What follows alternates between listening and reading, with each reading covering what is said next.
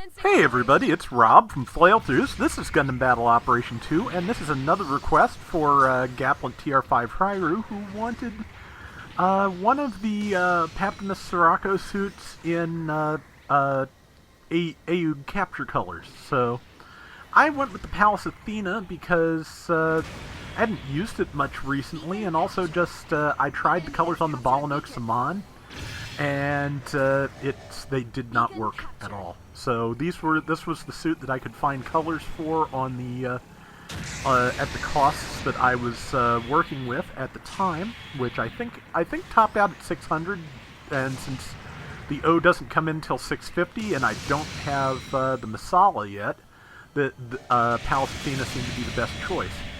Palace Athena has a ton of weapons. They all hit relatively hard. The missiles fire quick enough that they do good damage. The sustained damage beam cannon in the chest does do really good damage, and stuns just gets interrupted relatively easily. Let's see, tagged with some of the missiles, I've got a Gabfleet coming in on me. I'm probably going to die soon, but that's just... well, I'm getting focused. Oh yeah, and also there was a Nightseeker Vosky behind me, which, yeah, that was a problem.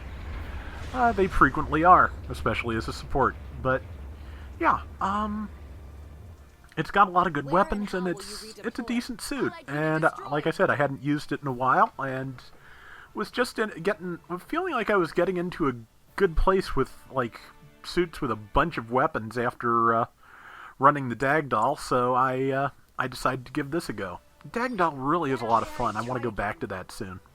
Like I said, I have the habit of not getting to go back to things after I get a decent round with them, and I really wish I could more often, just because, yeah, it's... oh boy, somebody behind me.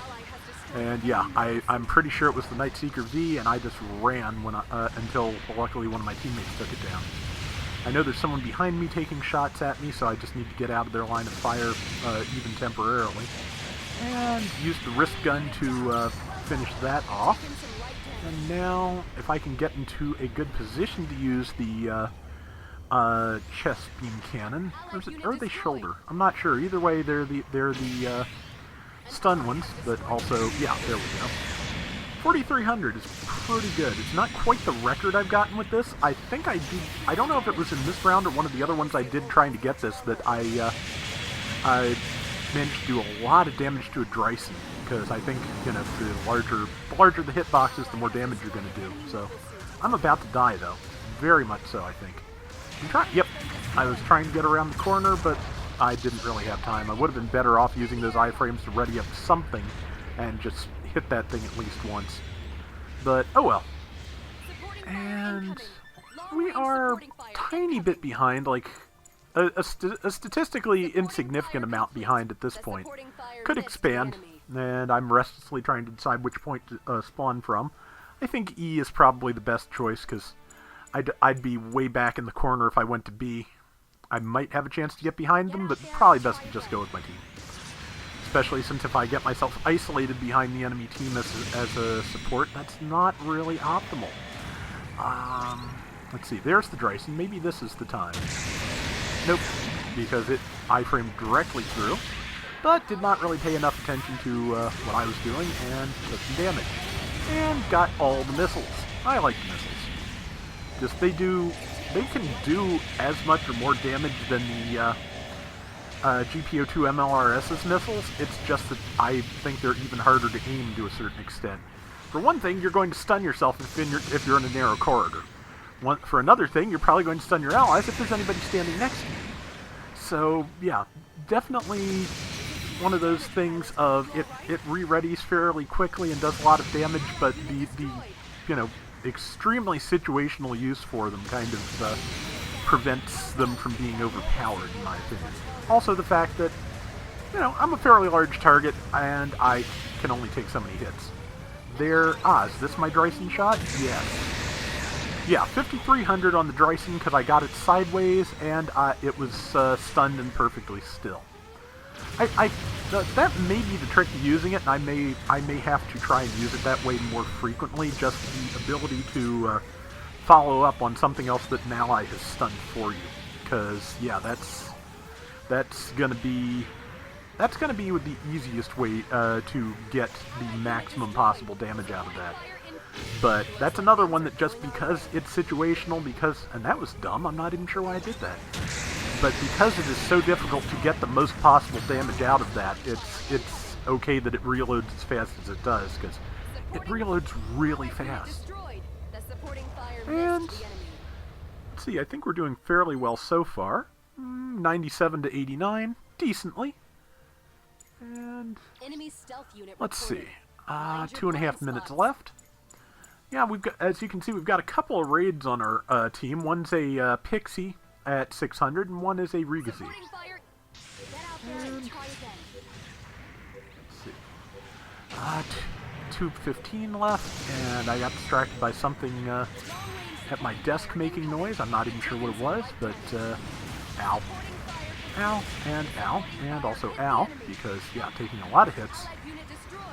And aimed that too low, so I did not hit the Doga, and Gabfley is interrupting me while I'm trying to use my other weapons. It flew away, so I have at least a second to try and do something to this Gyaradoga. I think it might be a Gyrazulu. I did record that this week, I believe. So, not 100% sure. It might have been last week, so probably a Doga. Matter of fact, I think I saw, yeah, it fired twin Sturmfasts at me. Of course it's a Doga. Oh, Brain, thank you. Thank you for, being semi-operational most of the time. Okay, and we got about 90 seconds left. We are now behind by 3,000 points, unfortunately. And it's time to, well, it's time to shoot more things if possible. Quite a few things here low on health if I can line them up. Unfortunately, they're all kind of right on me, so, including that Night Seeker Bosky. And I'm trying to get away, but it is not cooperating with that.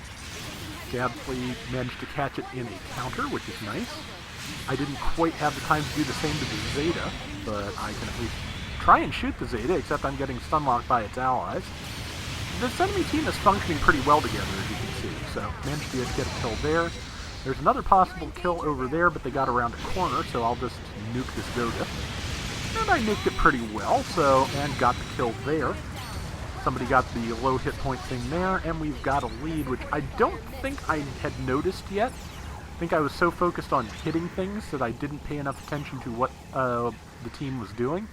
But we are sticking together, so hopefully if the support fire we're about to get hit with doesn't tag us, we'll manage to finish this with a win.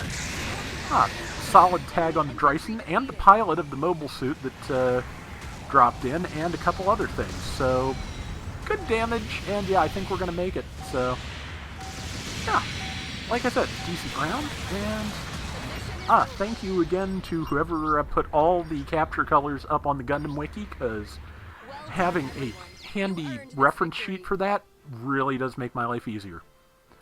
Okay, so 1,000 point top assist, 5 kills, 4 deaths, 99,000 damage. Decent, I would say.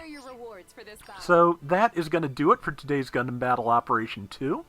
We'll be back soon with more. Till next time, everybody take care and have fun. Later!